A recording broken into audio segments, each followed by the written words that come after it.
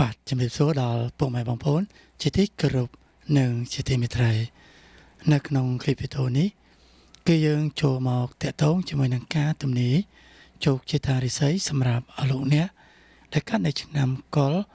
ប្រចាំខែមេសាឆ្នាំ2025នេះតើជោគវាសនារិស័យសម្រាប់អស់លោកអ្នកតើមានលក្ខណៈយ៉ាងដូចម្ដេចតែមុននឹងចាប់ផ្ដើមខ្ញុំបាទចង់បង្ហាញតកតងជាមួយនឹងអស់លោកអ្នកតកតងទៅនឹងរិស័យដែលអស់លោកអ្នកដែលកើតនៅឆ្នាំកុរប្រចាំខែមេសានេះអស់លោកអ្នកអាចធ្វើការពិចារណានិងតាមដានស្ដាប់ទាំងអស់គ្នា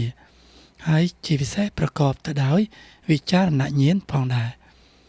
តកតងទៅនឹងអស់លោកអ្នកដែលកើតនៅឆ្នាំកុរប្រចាំខែមេសានេះតកតងទៅនឹងការងាររបស់អស់លោកអ្នក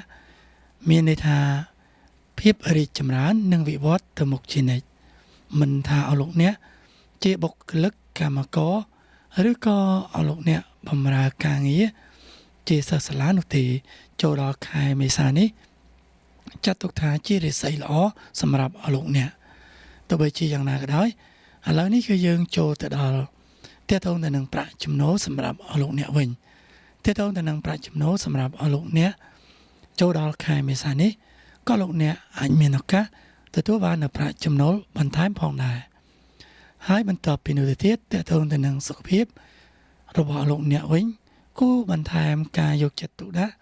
ឲ្យបានល្អពីព្រោះនៅក្នុងខែមេសានេះ